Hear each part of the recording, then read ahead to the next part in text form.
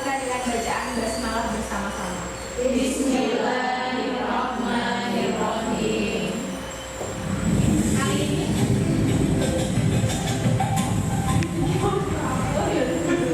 Oke, untuk siang hari ini saya akan berbagi tentang apa yang pernah saya pelajari dan saya peroleh di pendidikan guru penggerak sampai pada saat ini. Pada kesempatan ini saya akan berbagi modul 1.4 yaitu tentang paradigma dan visi guru penggerak. Lebih fokus ke budaya positif. Mungkin langsung saja mempersingkat waktu. Adapun tujuannya adalah yang pertama saya akan berbagi mengenai makna disiplin positif dan nilai-nilai kebajikan universal. Kemudian yang kedua, teori motivasi, hukuman, penghargaan dan juga restitusi. Yang ketiga, berbagi tentang pentingnya memiliki keyakinan kelas dalam mencapai visi sekolah. Kemudian berbagi tentang kebutuhan dasar manusia dan hidup berkualitas, serta posisi kontrol dan juga praktik segitiga restitusi. Tentunya semua itu nanti bertujuan untuk mencapai visi misi sekolah kita. Hafal semua ya? Tenang, saya juga nggak hafal. Tidak perlu dihafal, cukup dipahami. Bukan begitu, Saudara Manto? Oke, itu visi dan misi SMA 15 yang selama ini kita jalankan. Intinya budaya positif ini adalah dalam rangka bagaimana kita menciptakan atau mencapai tujuan dari visi-visi yang ada di SMA 15. Tiga subbab sebelumnya yaitu 1.1 itu kaitannya sama filosofi pendidikan Hajar Dewantara, yang mana saat ini menjadi dasar kenapa kurikulum berubah ke kurikulum merdeka, yang pada intinya adalah pembelajaran itu harus berpihak pada murid. Nah, kita harus mengembalikan pendidikan yang kita berikan, pembelajaran yang kita berikan di sekolah itu harus berpihak kepada murid. Kemudian di modul 1.2 saya sudah mempelajari tentang nilai-nilai guru penggerak. Dalam hal ini sebenarnya tidak hanya guru penggerak. Nilai-nilai apa saja yang harus kita miliki untuk bisa mewujudkan tujuan pendidikan di Indonesia. Kemudian dari nilai-nilai yang sudah kita miliki, tentunya kita tidak bisa akan mencapai itu semua kecuali kita punya visi diri dalam melaksanakan pendidikan di sekolah. Nah, visi itu diawali dengan yang namanya prakarsa perubahan. Kemudian sampailah di titik 1.4 ini. Prakarsa perubahan itu bisa dilakukan ketika ada budaya-budaya positif yang berkembang di sekolah kita. Tentunya tidak begitu saja budaya itu bisa dilaksanakan, harus ditumbuhkan. Oke, yang pertama disiplin positif dan nilai-nilai kebajikan universal. Tapi sebelumnya ada sesuatu yang harus kita lakukan.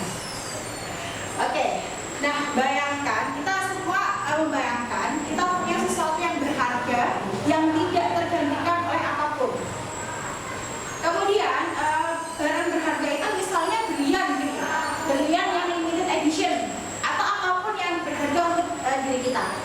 Ketika kita mengepalkan tangan, misalnya Mbak Dati mengepalkan tangannya begitu. Terus saya bujuk rayu gitu, untuk membuka kepalan tangan beliau dan saya meminta isinya. Kira-kira boleh tidak Ustati? Sudah saya rayu mau saya ganti dengan sesuatu yang lain gitu. Tapi Ustati tahu bahwa apa yang di tangan Ustati itu adalah segala sesuatu yang sangat berharga. Membuka atau tidak? Tidak. Walaupun saya intimidasi, apapun cara yang saya lakukan tidak dibuka ternyata. Tapi mungkin Ustati dengan iming-iming saya membukanya gitu. Ya Ustaz ya? Ya, bisa jadi seperti itu. Nah, siapa dulu yang tergantung siapa dulu dan apakah itu bisa menggantikan apa yang digapai gitu ya. Nah, intinya semua itu adalah kontrol diri itu berada pada diri kita sendiri. Membuka atau tidak membuka kepalan tangan itu ada pada diri kita, bukan terletak orang lain. Walaupun tadi saya membujuk, ternyata Ustati nggak mau tuh membuka tangannya. Nah, Usnikum yang mau lah, mungkin itu masih terpengaruhi oleh faktor eksternal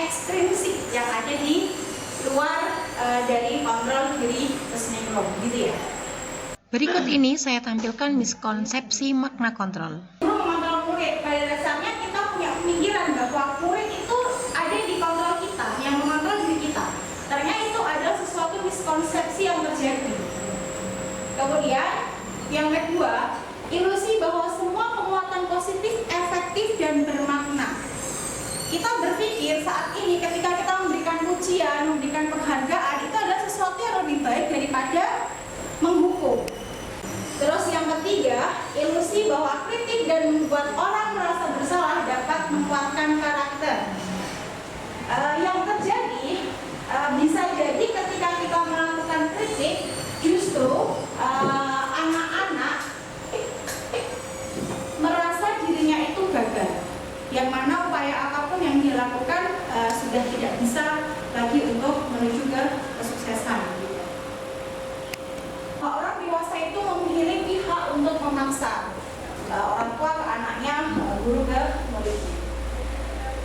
Nah, Stephen R. Covey, prinsipal di bukunya Principle Centered Leadership 1991 mengatakan bahwa bila kita ingin membuat kemajuan perlahan, sedikit-sedikit ubahlah sikap atau perilaku Anda. Namun, bila kita ingin membagi cara-cara utama kita, maka kita perlu mengubah kerangka acuan kita. Ubahlah bagaimana Anda melihat dunia, bagaimana Anda berpikir tentang manusia, ubahlah paradigma Anda, skema pemahaman dan penjelasan aspek-aspek tertentu tentang realitas. Artinya, intinya apa yang terjadi dengan miskonsepsi tadi, kita harus mengubah paradigma itu, mengubah miskonsepsi yang ada ke sesuatu yang lebih realistis. Nah, mari kita lihat perbedaan pandangan dunia teori stimulus respon dan teori kontrol. Orang agar berpandangan sama dengan kita, itu yang sering kita lakukan, bahwa yang baik itu kalau bisa seperti ini, seperti saya, seperti itu gitu ya. Nah itu ternyata itu di stimulus respon seperti itu, tapi kalau di teori kontrol, kita berusaha memahami pandangan orang lain tentang dunia.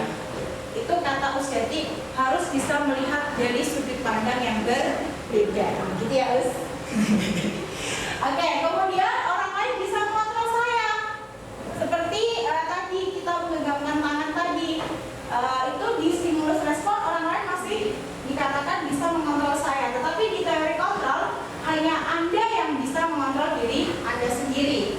Kemudian saya bisa mengontrol orang lain, di kontrol dia mengatakan tidak bisa mengontrol orang lain dan memaksa ada pada pemaksaan ada pada saat juga gagal, sedangkan kolaborasi dan konsensus menciptakan pilihan-pilihan baru. Jadi di teori kontrol itu lebih ke kolaboratif, kemudian komunikasi dulu, ada apa ya namanya kompromi di antara kita dan murid kita nantinya kalau di sekolah.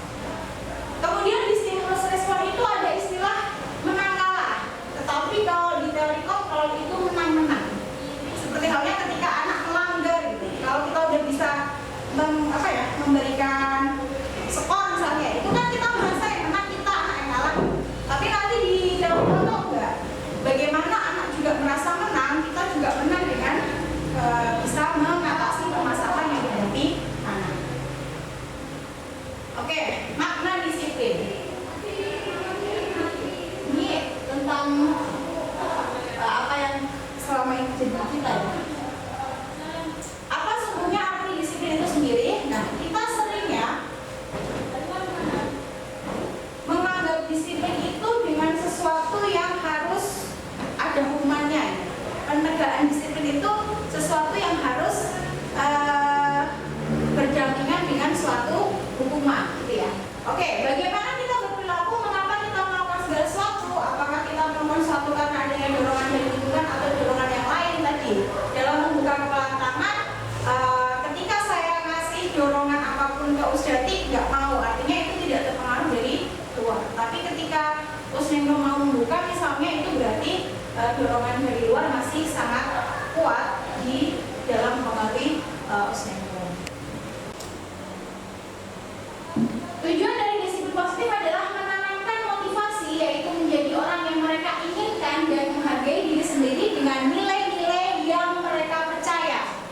Gitu. Ketika mereka memiliki motivasi tersebut, mereka telah memiliki motivasi intrinsik.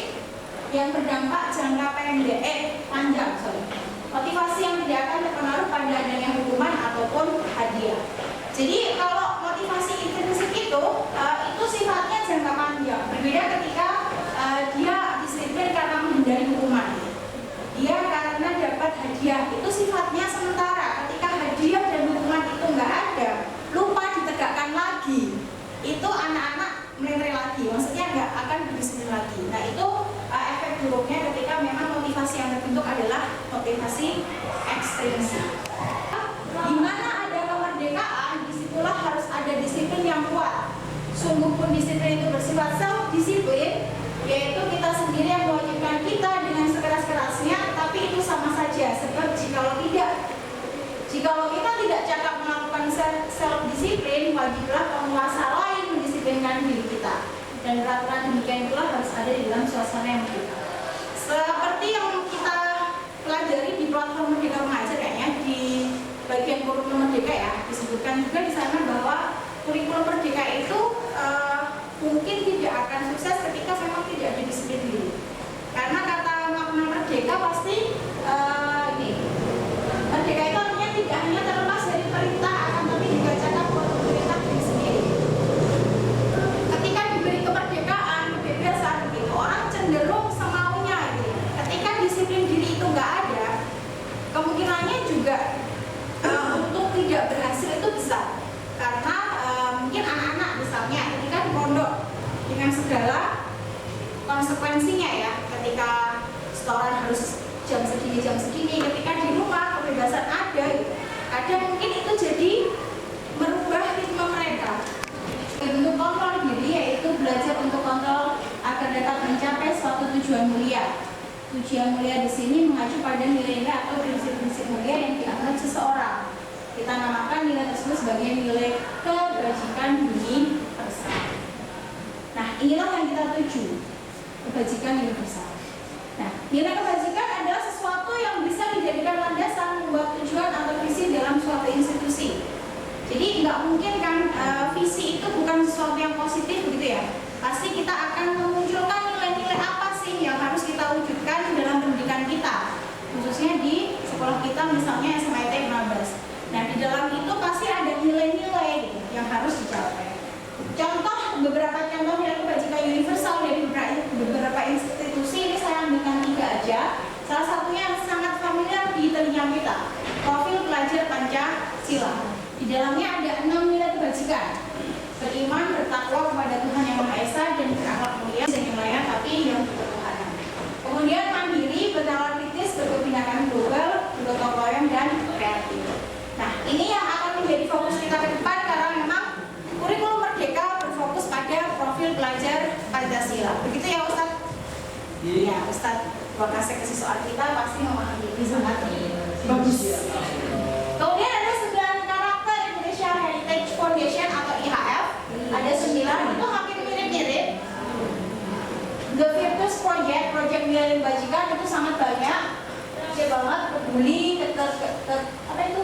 keterangan dan seterusnya. Itu intinya sama. Oke, kita harus menanyakan diri kita nih, Mas.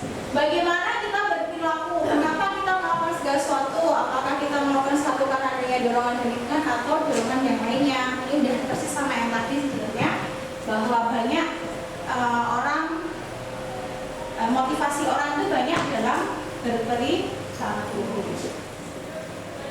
Oke, terkadang kita melakukan sesuatu karena kita menghindari rasa sakit. Ini lebih ke menghindari hukuman tadi. Ada juga yang karena ingin mendapatkan pujian, senyuman dari orang lain. Nah, itu berarti motivasinya untuk mendapatkan suatu penghargaan. Oke, Diane Gosser dalam bukunya ada 3 motivasi perilaku manusia. Yang pertama, untuk menghindari ketidaknyamanan atau hukuman. Yang kedua, untuk mendapatkan imbalan atau penghargaan dari orang lain. Dan yang ketiga, untuk menjadi orang yang mereka inginkan dan menghargai diri sendiri dengan nilai-nilai yang mereka percaya. Nah, ini dianggap perilaku yang paling baik dan hargai dan melakukannya karena ingin menjadi orang yang melakukan nilai-nilai tersebut. Jadi udah memahami bahwa nilai itu baik dan memang harus saya lakukan. Nilai itu tidak baik dan memang tidak boleh kita lakukan. Itu ada di motivasi yang ketiga, perilaku yang ketiga. Bagaimana kita nanti menghilangkan hukuman dan penghargaan, tetapi disiplin itu tetap tetap terlaksana dengan apa? Dengan membantu siswa, menekan siswa untuk bisa memunculkan motivasi intrinsik. Artinya apa? Tujuan dari pendidikan itu menghilangkan hukuman dan penghargaan. Artinya bukan hilang ya, cuma bagaimana hukuman dan penghargaan itu nggak usah ada lagi, nggak muncul lagi. Apa makna hukuman? Hukuman itu bersifat satu arah. Guru yang memberikan dan murid hanya menerima tanpa kompromi, tanpa sebelumnya ada kesepakatan dari sebelumnya. Kemudian hukuman bersifat satu arah dari guru ke murid. Murid tidak tahu apa yang akan terjadi dan tidak dilibatkan dalam menentukan hukumannya. Hukuman yang diberikan bisa berupa fisik maupun psikis. Jadi fisik maupun psikis, kata-kata itu kadang juga bisa menghukum siswa tanpa kita sadari. Nah, sedangkan konsekuensi itu sifatnya sudah terencana dan disepakati sebelumnya. Kita itu kesepakatannya kemarin kalau udah 3 kali baru dikenai kan? Nah, itu yang disebut dengan berdasarkan suatu data yang dapat diukur. Berapa kali dia sudah melakukan, ada pencatatan sebagainya, itu termasuk konsekuensi dari perbuatan yang sudah dilakukan.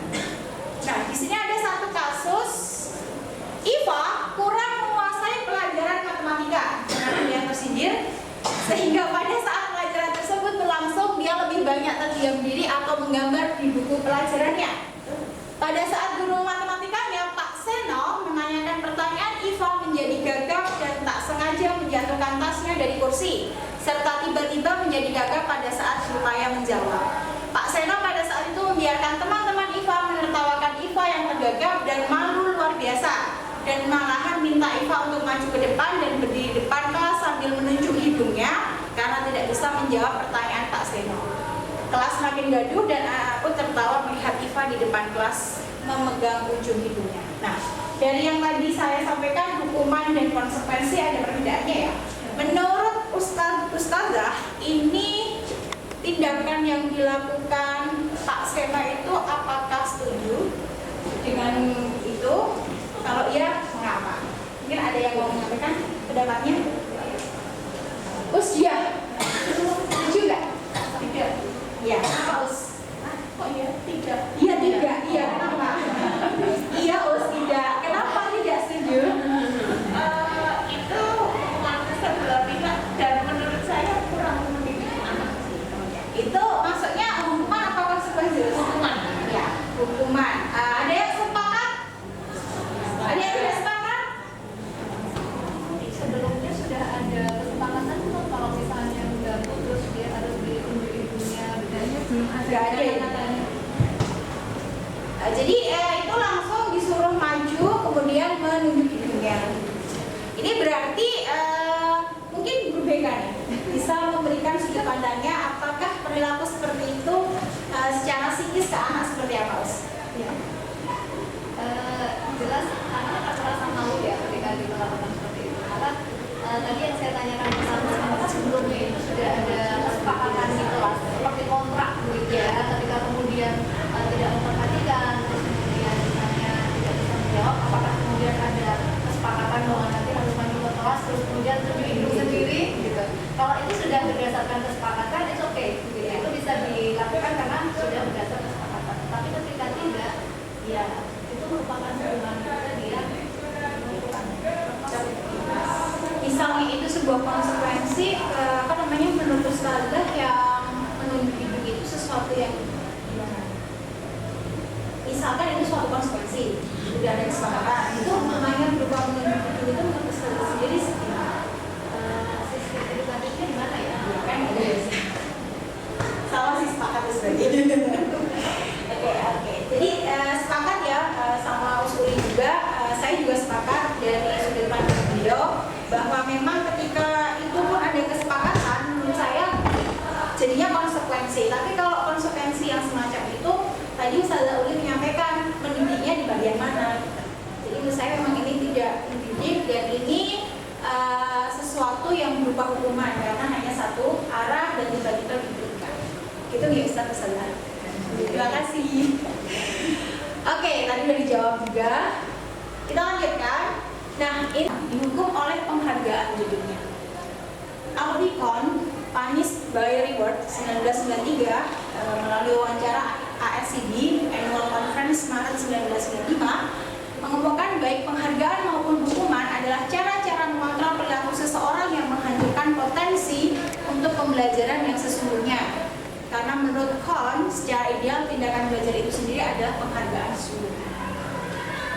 Nah, itu sebenarnya itu yang dimaksud dihukum oleh penghargaan. Ini banyak banget. Kohn selanjutnya juga merupakan beberapa pernyataan dari pengamatannya. Yang pertama, bahwa penghargaan itu pengaruhnya hanya jangka pendek. Ya, jangka panjang itu ketika memang tanpa penghargaan yang tadinya yang kita sebut dengan motivasinya harus internal. Kemudian penghargaan tidak efektif karena ketika tidak ada penghargaan nanti dia sudah tidak melakukan lagi. Penghargaan merusak hubungan. Maksudnya gimana? Di kelas kita tentunya ada banyak kita temui kondisi anak yang aktif, anak yang muda. Nanti yang bisa saya kasih coklat, yang maju itu saja. Kemungkinan akan muncul rasa dari anak-anak yang tidak sering maju, biarkan dia saja, pasti nanti dia yang akan dapat. Saya nggak usah maju, nggak apa-apa. Nah, itu artinya merusak hubungan dengan anak-anak yang memang tidak pernah mendapatkan penghargaan. Penghargaan mengurangi ketepatan. Itu dari set 1 dan set 2 ternyata dengan penghargaan ketika orang yang sering dikasih penghargaan melakukan suatu pekerjaan itu ternyata ketepatannya berangsur berkurang ketika penghargaan itu tidak diberikan. Penghargaan menurunkan kualitas seperti tadi, ketepatan. Penghargaan mematikan kreativitas. Gak ada, dia nggak mau. Artinya kreativitasnya bisa mati. Penghargaan singkatnya kita memahamkan siswa apa yang telah dia lakukan itu salah atau benar, kemudian disuruh memperbaiki. Setelah itu dia dikembalikan lagi ke kelompoknya. Kelompoknya dalam hal ini adalah kelompok yang sudah baik. Restitusi juga adalah proses kolaboratif yang mengajarkan murid untuk mencari solusi untuk masalah dan membantu murid berpikir tentang orang seperti apa yang mereka inginkan dan bagaimana mereka harus menerapkan orang lain. Menurut Jackson dosen 1996. Oke. Di bawah ini ciri-ciri restitusi yang membedakannya dengan program disiplin lainnya. Yang pertama, bukan untuk menembus kesalahan. Yang kedua, memperbaiki hubungan yang rusak tentunya. Restitusi adalah tawaran bukan paksaan. Jadi ada apa tadi? Kompromi gitu ya. Menuntut untuk melihat ke dalam diri. Kemudian yang kelima, mencari kebutuhan dasar yang mendasari tindakan. Alasannya apa kamu melakukan itu gitu. Restitusi diri adalah cara yang paling baik. Restitusi fokus pada karakter bukan tindakan. Menguatkan sifatnya, fokus pada solusi dan mengembalikan murid yang berbuat salah pada kelompoknya. Jadi ketika berbuat salah dia itu memang dikeluarkan dulu kelompoknya biar prosesnya tidak didengar oleh teman-temannya. Karena kalau mungkin didengar dia akan merasa malu dan sebagainya. Setelah terjadi restitusi berbeda tindakan. Oke, ini diambil dari buku yang ditulis oleh dia. Nah, mari kita lanjutkan ke pembahasan berikutnya, yaitu tentang keyakinan kelas. Pertanyaannya, mengapa keyakinan kelas? Mengapa tidak peraturan kelas saja? Oke, ternyata seseorang akan lebih tergerak dan bersemangat untuk menjalankan keyakinannya daripada hanya sekedar mengikuti serangkaian peraturan tertulis tanpa makna. Murid pun demikian, mereka perlu mendengarkan dan memahami arti tentang peraturan yang diberikan, apa nilai kebajikan, apa tujuan, dan menjadi tidak tertarik atau takut sehingga hanya sekedar mengikuti serangkaian peraturan yang mengatur mereka tanpa makna. Tujuan mulia. Jadi anak melanggar itu karena tahu tujuannya dari aturan itu sendiri. Nah, ini contoh keyakinan kelas yang sudah pernah saya lakukan di kelas 11 IPA 5.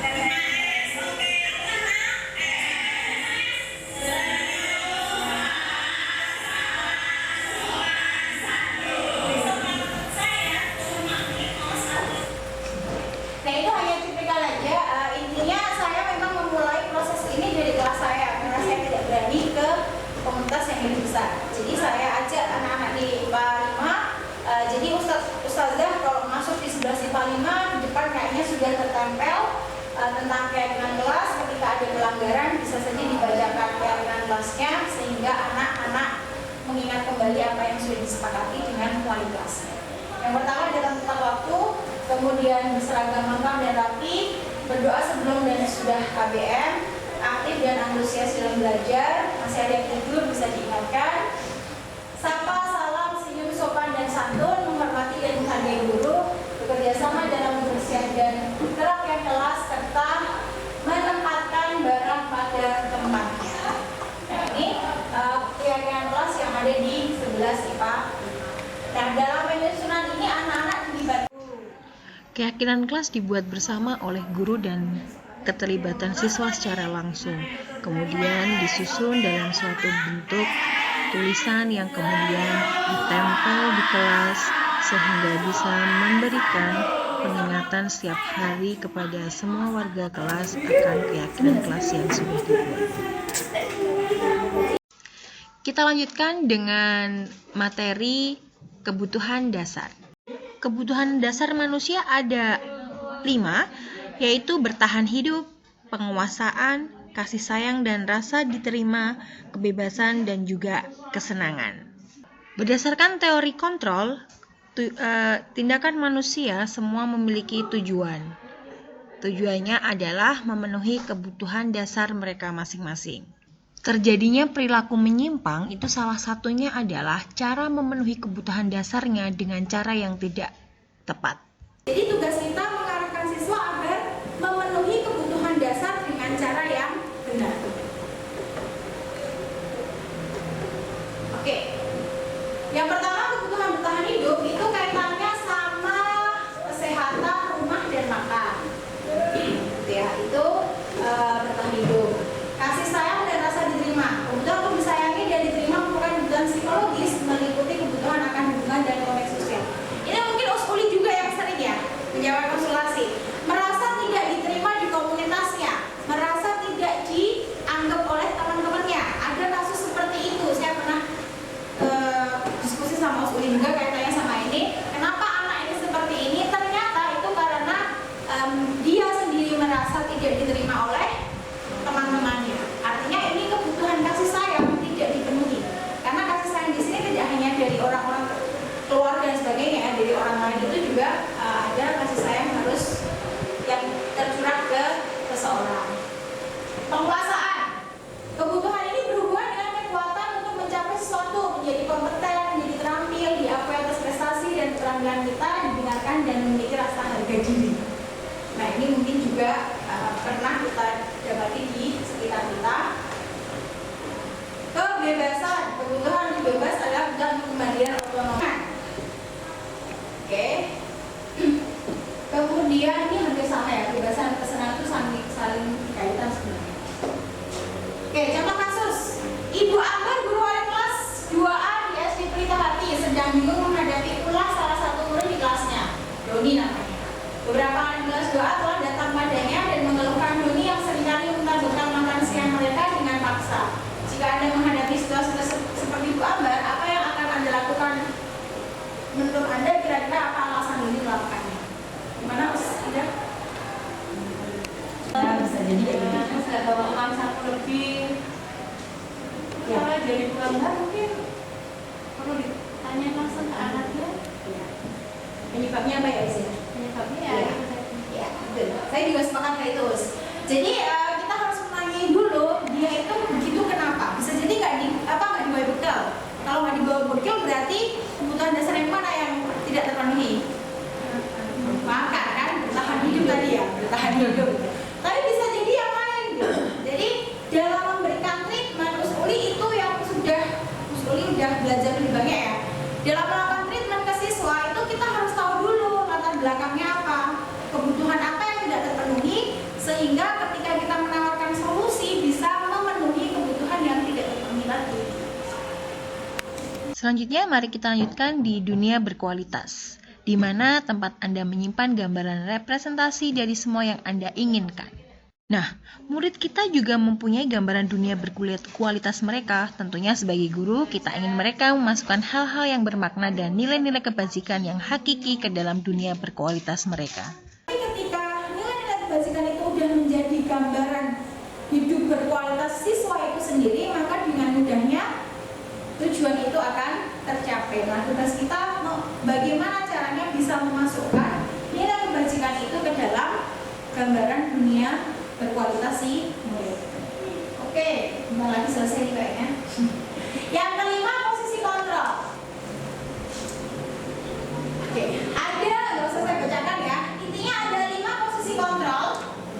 Posisi kontrol itu adalah posisi ketika kita menghadapi siswa bermasalah. Yang pertama adalah penghukum. Yang kedua, pembuat rasa bersalah.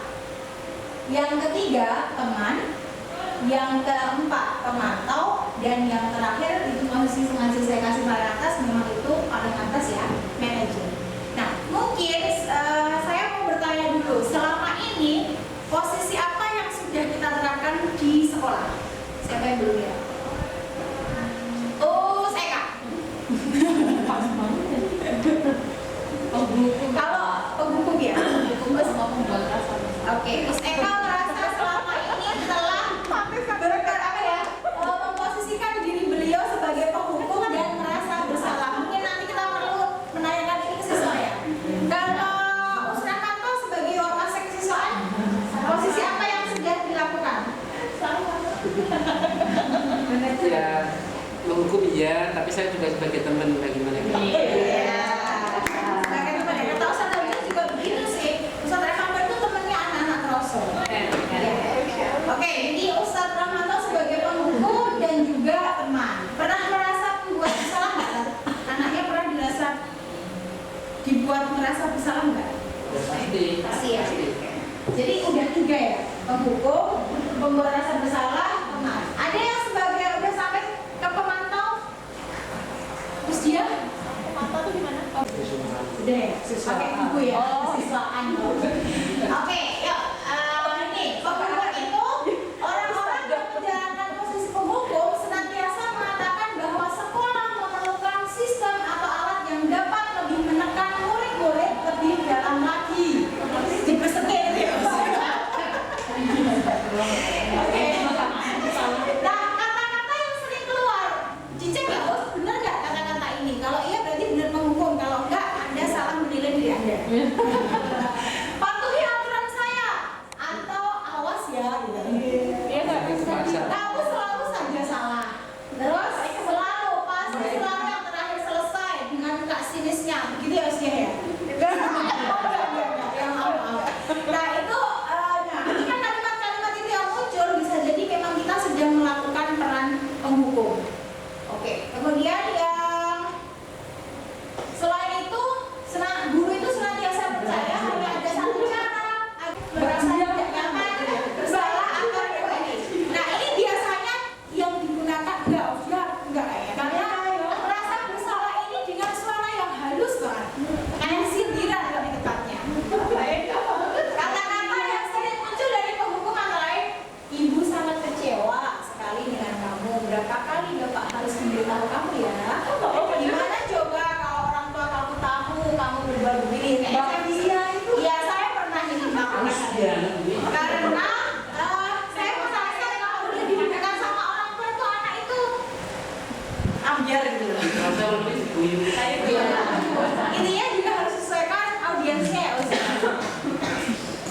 Murid akan memiliki penilaian diri yang buruk tentang diri mereka. Murid merasa tidak berharga dan telah mengecewakan orang-orang yang disayanginya. Itu melas banget ya. Kan emang sengaja itu untuk dibuat seperti itu. Enggak, Oke, nah tadi kata Ustaz Rahmanto juga posisi teman. Posisi teman pada guru bisa negatif ataupun positif. Ada positif negatifnya Ustaz ya. Pasti Ustaz juga memahami hal itu.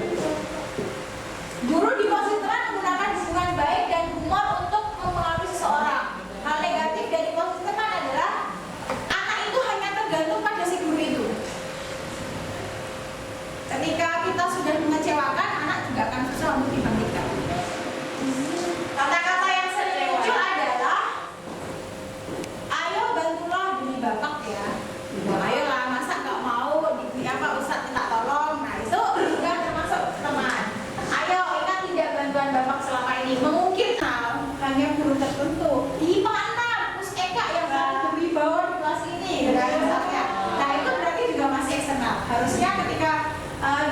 positif tadi terbentuk di siswa, siapapun akan diperlakukan sama oleh siswa. Pemantau, posisi pemantau berdasarkan pada peraturan dan konsekuensi. Ini lebih ke mengingatkan. Kayaknya selama ini ketika kita di meja piket, itu yang kita lakukan adalah pemantau dengan menggunakan sanksi atau konsekuensi. Berarti tidak pemantau ya usia. Apa yang telah kamu lakukan? Sanksi atau konsekuensinya apa? Diingatkan dengan buku tata tertib yang ada. Nah itu kayaknya kita ketika di meja piket. Seseorang pemantau sangat mengendalikan perhitungan, catatan, data yang dapat digunakan sebagai bukti atas perilaku seseorang. Posisi pemantau sendiri berawal dari teori stimulus respon yang menunjukkan tanggung jawab guru dalam mengontrol murid. Nah, ini kontrolnya masih juga dari luar. Nah, posisi yang kelima, manajer, itulah yang dianggap bisa memunculkan motivasi intrinsik.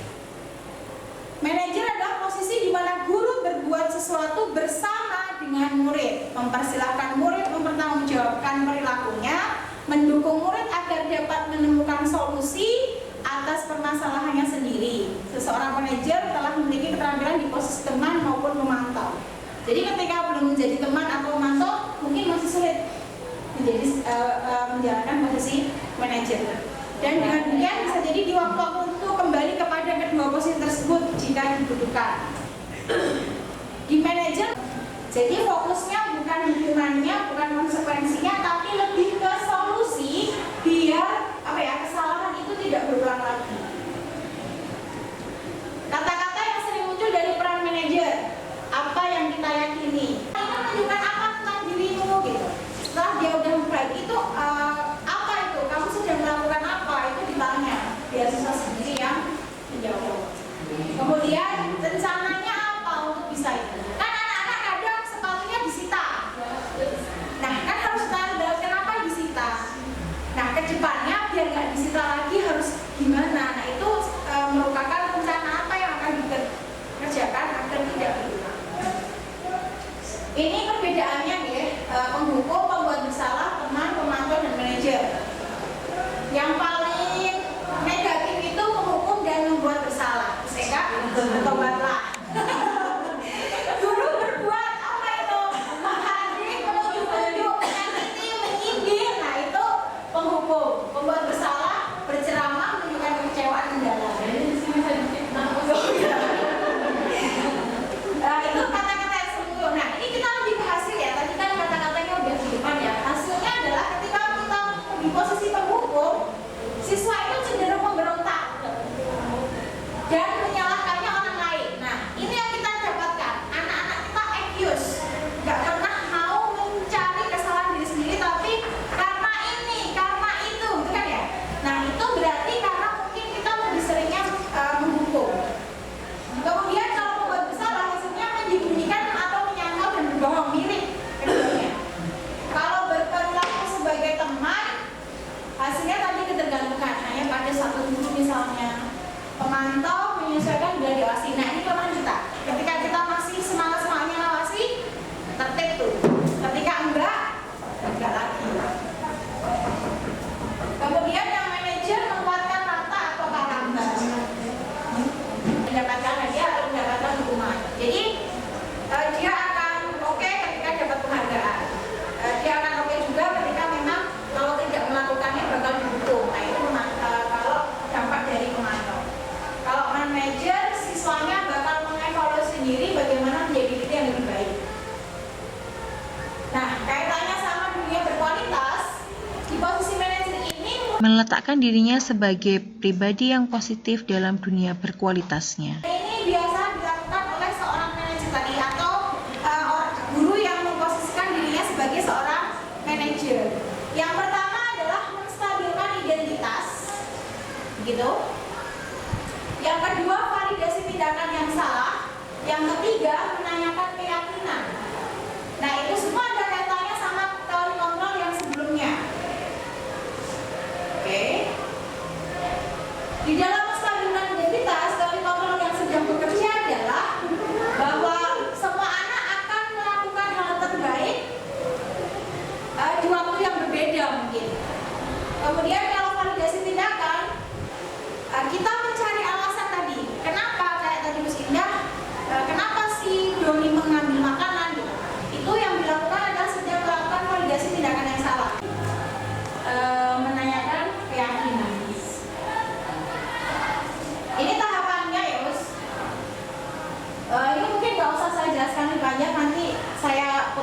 video aja sebagai penutup.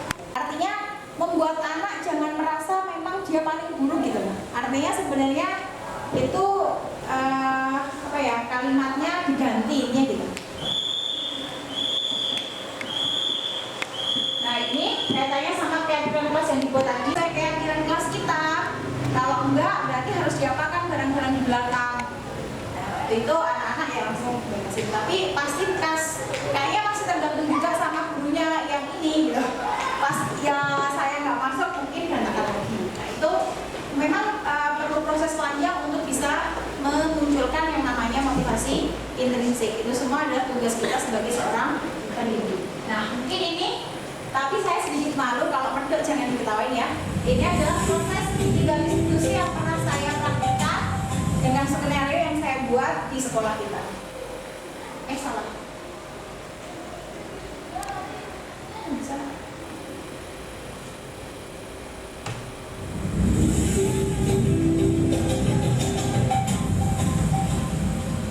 Mungkin Bos PR udah pernah melihat ya?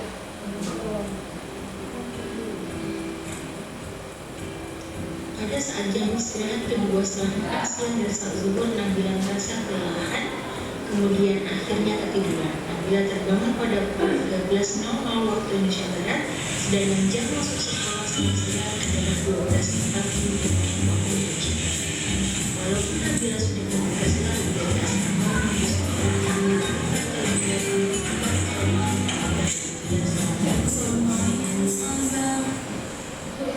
Waalaikumsalam, Masya Allah ya Ustaz. Kamu datang berapa sekarang?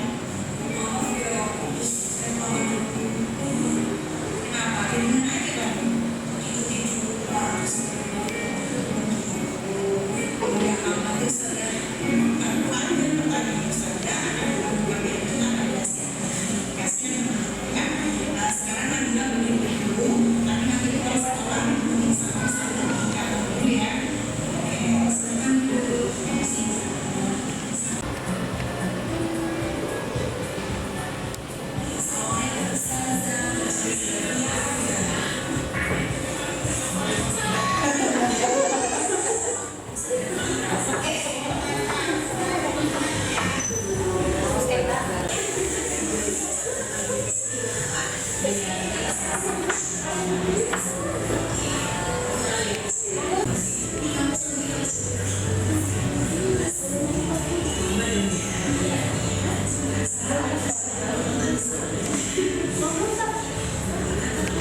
Siang Nabila. Siang saya. Tahu ya tujuannya Ustazah panggil ke sini buat apa? Iya, tadi karena saya terlambat jam matematika Ustazah. Oke. Kamu tahu ya istirahat kita jam kedua itu dari jam berapa sampai jam berapa? 11.45 sampai 12.45 ya. Oke. Tadi kamu sampai kelas jam berapa? 13.05. Terlambat dong ya. Iya. Iya. Sekarang Nabila sudah tahu letak kesalahannya di mana? Iya. Nabila terlambat masuk sekolah Setelah istirahat. setelah jam istirahat. Tentu itu tidak sesuai dengan peraturan sekolah kita, gitu ya. Oke, nggak apa-apa Nabila. Setiap anak pasti pernah melakukan kesalahan. Nah, kita tujuan di sini adalah mencari solusi bersama bagaimana kesalahan ini nanti tidak berulang di kemudian hari, gitu ya.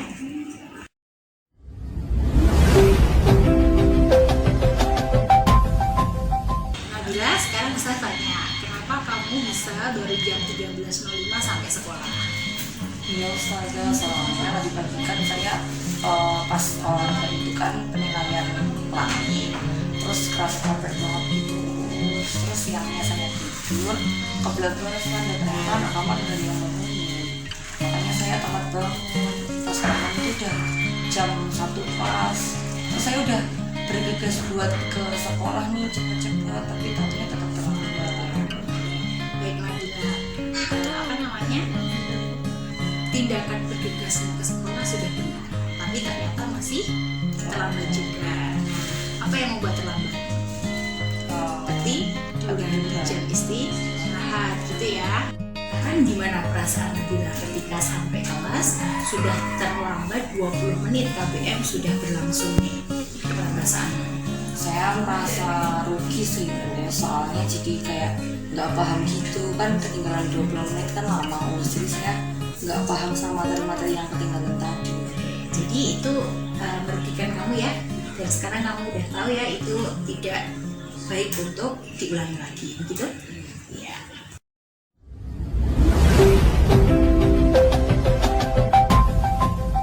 Baiklah Nabila, sekarang kamu sudah tahu ya.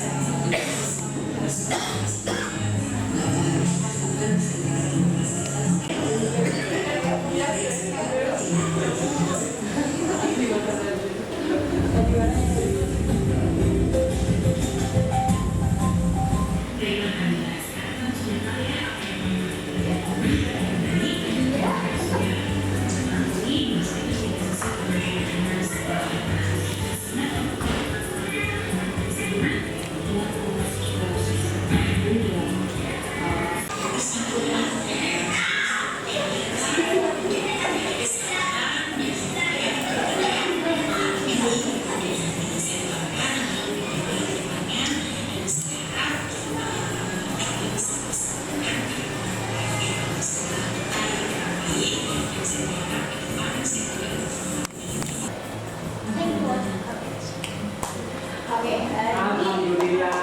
selesai Ustaz. Jadi ini tadi praktek, ini gratis banget sih. Ini ada dua sih ya, cinta lama kelamaan sudah sore. Ini tadi adalah praktek yang cinta. Yang cinta. Yang cinta nggak sih? Dia kan enggak.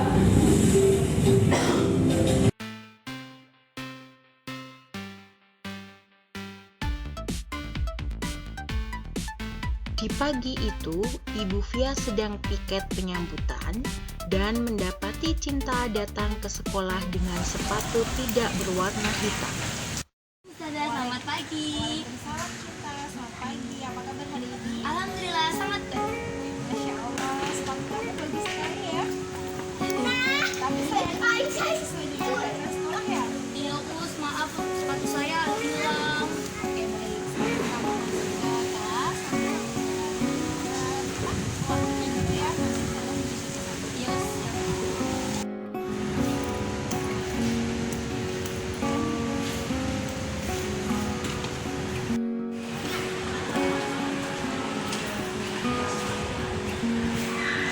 Tahu ya kenapa Ustazah minta ke ruang piket? Tahu Gus? Kita tahu ya sepatu yang kita gunakan ini tidak sesuai dengan aturan sekolah. Dan begitu harus jika sudah salah ya sudah Gus. Jadi tidak apa-apa cerita.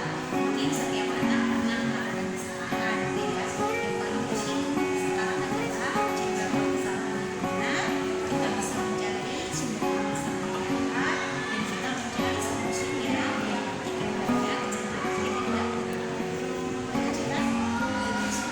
Oke, baik cinta. Sekarang Ustaz tanya, kenapa bisa kamu pakai sepatu itu ke sekolah? Maaf Us, tadi waktu saya mau berangkat, saya sudah berusaha mencari sepatu hitam saya, tapi ternyata sepatu hitam saya tidak ada di asrama Us. Ternyata sepatu saya disita oleh bagian kebersihan asrama. Karena itu saya buru-buru, akhirnya saya pakai sepatu selain hitam Us. Itu ceritanya Us. Tindakan kamu bertugas mencari sudah benar, tapi kenapa sepatu kamu bisa tersita? Coba diceritakan ke saya. Jadi Us, kemarin itu sebab pulang sekolah, saya terburu-buru kan Us. Soalnya saya harus ngerjain tugas dulu di sekolah. Akhirnya waktu saya sampai asrama tuh udah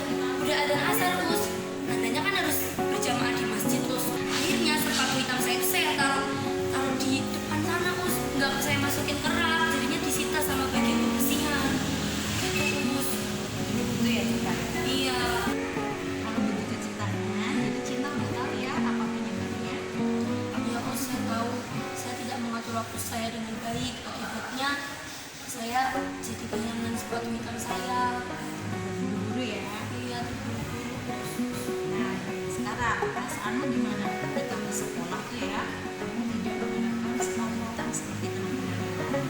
Saya merasa malu dan saya merasa saya harus mempertanggungjawabkan kesalahan saya ini agar tetap mengatur waktu saya dengan baik dan mengerjakan pekerjaan asrama juga dengan tepat waktu. Berarti kamu sekarang meyakini ya bahwa sepatu yang kamu gunakan saat ini tidak sesuai dengan keyakinan sekolah kita. Nah, sekarang benar tidak keyakinan sekolah kita tentang kata etik berseragam? Menurutku setiap murid harus berseragam sesuai ketentuan dan memakai sepatu yang lengkap. Tentunya keyakinan sekolah itu harus kita lakukan dalam tindakan ya. Oke, kita wujudkan ya. Oke, kira-kira langkah apa yang kita lakukan untuk melaksanakan keyakinan sekolah itu dan mencegah agar kejadian seperti ini tidak berulang lagi di kemudian hari? Saya akan lebih disiplin dalam mengatur waktu. Terus saya juga akan meletakkan sepatu saya pada tempatnya. Jadi nggak akan bersikap kayak baik-baik. Ya, seperti itu ya. Berarti sebelum jadi permasalahan cinta ya. Jika mau mulai seperti ini. Insya Allah mulai hari ini. Oke, baik Cinta, bagus. Cinta sudah ada niatan untuk memperbaiki kesalahan dan mencegahnya kejadian ini terjadi di kemudian hari. Saya doakan semoga Cinta kedepannya bisa melaksanakan semua keyakinan sekolah, tertib dalam berseragam dan lebih disiplin lagi ya. Semoga ke depan lebih baik dan saya harap ke depan saya tidak bertemu Cinta dengan masalah yang sama. Terima kasih atas pelajaran ya. Sama-sama Cinta. Ya, Waalaikumsalam warahmatullahi wabarakatuh.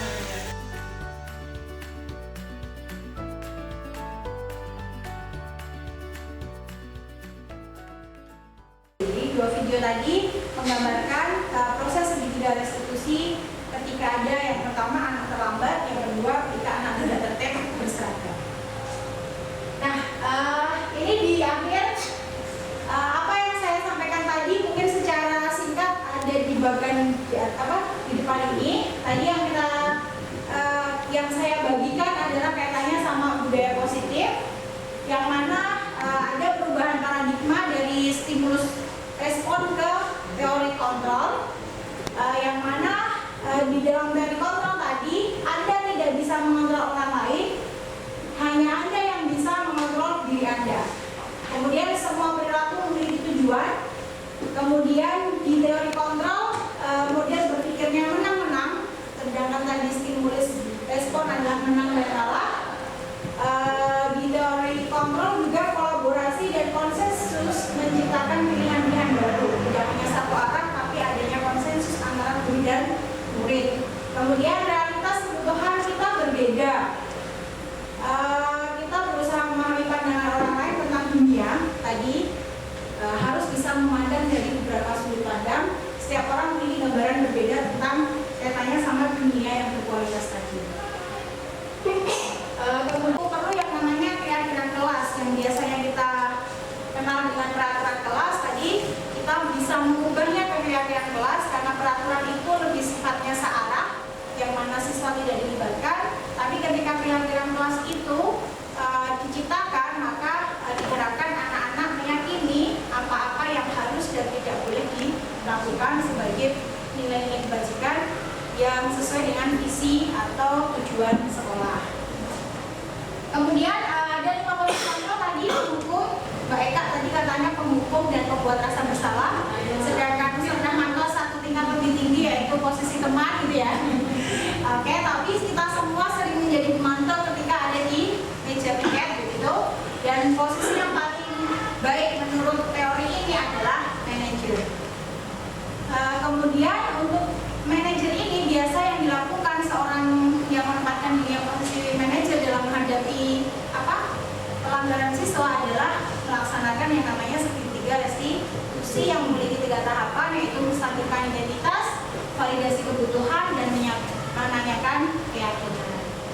Nah, semua tujuan hidup seseorang, semua tingkah laku yang dilakukan orang itu semuanya bertujuan gitu ya tadi ya. Semua tujuannya adalah untuk memenuhi kebutuhan dasar. Ada 5 kebutuhan dasar, yaitu bertahan hidup, penguasaan, kasih sayang, kesenangan, dan kebebasan. Tugas kita sebagai guru tadi adalah bagaimana kebutuhan dasar anak tidak terpenuhi, kita bisa membimbing mereka untuk memenuhinya dengan cara-cara yang baik. Oke. Saya kira itu dari saya. Mungkin kalau depannya lebar saya mohon maaf. Kalau ada pertanyaan boleh disampaikan. Terima kasih. Silakan. Mau menanyakan terkait kadang kita kan ada refleksi di akhir pembelajaran ya, menanyakan, kemudian ada momen di mana saya memang minta kritik dan saran dari anak-anak selama pembelajaran berlangsung. Ternyata kadang ketika kita menyampaikan ada kadang statement itu yang terlontar dari kita, ternyata minat kita itu tidak menghakimi, tidak apa kayak gitu. Tetapi ternyata itu sangat mengefek dengan anak-anak gitu. Dan efeknya itu ternyata ada kata-kata yang membuat mereka tadi mungkin berasa pada kondisi yang anak-anak merasa useless nih, belajar nggak belajar sama aja kayak gitu. Nah, contohnya itu kayaknya kata-kata di mana saya menyampaikan ini materi pernah disampaikan di SMP ya. Masa kayak gitu nggak bisa? Masa kayak gitu nggak bisa. Padahal keinginan kita sebagai guru adalah memotivasi mereka untuk mengingat kembali materi yang telah diterima itu. Ternyata itu salah persepsi menangkapnya anak-anak. Nah, bagaimana kita sebagai guru untuk mengubah stigma ini? Karena efeknya itu terlihat saat pembelajaran kepada sikap mereka. Akhirnya mereka merasa useless, otomatis kan ya berasa ogah-ogahan atau apa. Nah, bagaimana mengubah stigma itu? Saya mencoba menjawab dari yang teori ini itu juga menyampaikan ya, kadang hukuman itu tidak hanya fisik gitu. Ternyata kata-kata itu juga bisa jadi dianggap hukuman oleh anak gitu. Dan juga mungkin itu secara tidak langsung kan kita mengkritik ya, masa kayak gitu nggak bisa gitu, mungkin dengan kalimat yang kurang pas. Nah, itu memang ternyata ya dari teori yang tadi usia sendiri juga mengalami bahwa memang itu sangat memberikan efek buruk. Nah, kalau menurut saya kan itu tindakan usia sudah meminta ya. Awalnya memang kita nggak bakal tahu tuh kalau apa yang kita katakan, kita sampaikan di kelas itu ternyata sangat begitu menyakiti gitu, tanpa bertanya ketika kita tanda. Makanya memang kegiatan reflektif itu sangat penting dalam pembelajaran, tujuannya itu. Nah, kalau menurut saya ketika usia udah tahu seperti itu untuk menghilangkan stigmanya ya, kan itu nggak semua anak begitu. Ya kita panggil aja anak yang menulis kata itu, atau secara tidak langsung biasanya saya klasikal malah kalau kritik itu tanpa nama itu klasikal menyampaikan atau membahas secara tidak langsung dengan bahasa yang lebih halus untuk sebenarnya saya tidak bermaksud seperti ini, menyampaikan bahwa saya sebenarnya kemarin tidak bermaksud seperti ini gitu. Tapi itu secara umum gitu, sehingga anak tidak merasa wah ini mengenai saya gitu. Itu dari saya. Mungkin dari Ustuli bisa menambahkan atau teman yang lain. Kalau mencoba ini ya, mencoba sharing. Memang dari beberapa siswa itu memang pernah juga curhat ya, ada sesi konseling seperti itu. Kadang-kadang mereka menyampaikan ya kondisinya seperti itu. Ketika dalam pembelajaran mereka memang sudah berusaha, tetapi kemudian tetap nggak bisa, dan kemudian mendapat komen seperti itu.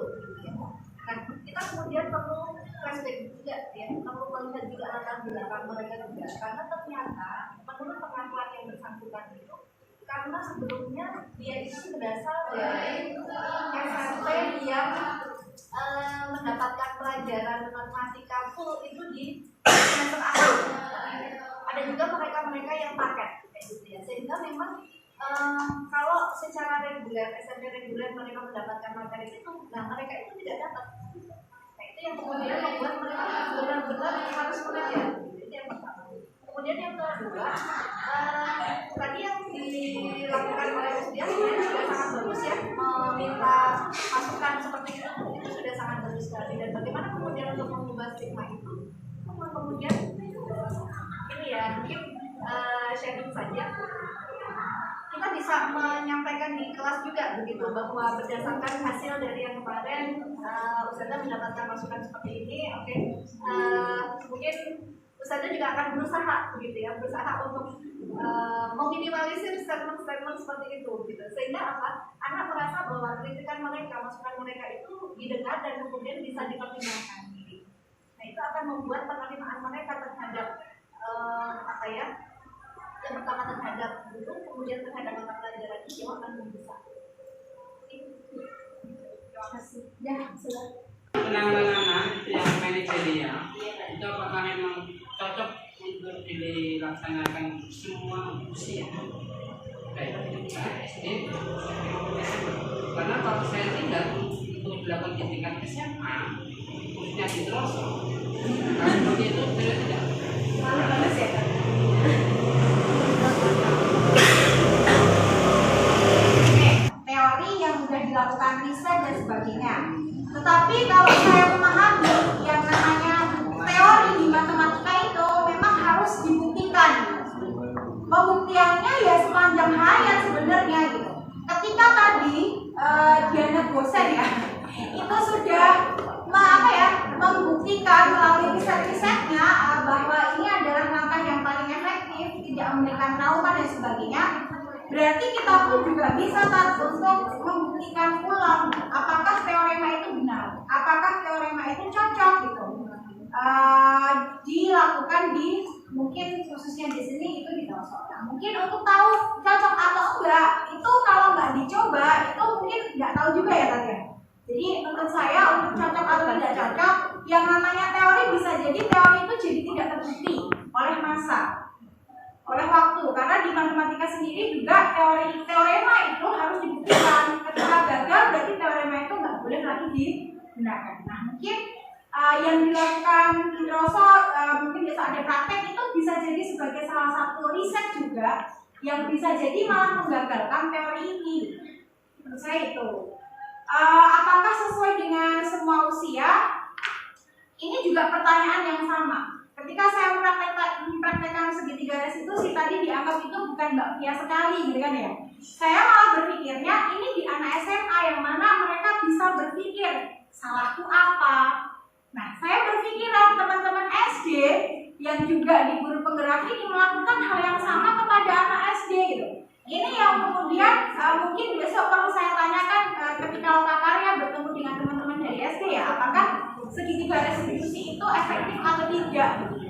Kalau dari teorinya tadi nggak disebutkan dari usia berapa gitu, tapi emang itu sama dan pertanyaan kita, apakah itu segala usia? Saya pertanyaan di benak saya setelah melaksanakan praktek kemarin itu, kalau anak SD gimana ini prakteknya? Karena kan harus berpikir ya, saya salah atau enggak. Begitu ya Ustaz, mohon maaf kalau kurang berkenan dengan jawabannya. Terima kasih Ustaz. Terima kasih Ustaz-Ustazah yang sudah meluangkan waktunya. Semoga apa yang kita sampaikan ini bermanfaat. Waktunya kita membuktikan apakah teori-teori itu benar dengan praktek-praktek di lapangan. Jadi saya mohon maaf jika ada banyak salahnya, sudah menyita waktunya sebegitu banyak sampai sore ini. Saya ucapkan banyak terima kasih. Jazakumullah khairan katsiran.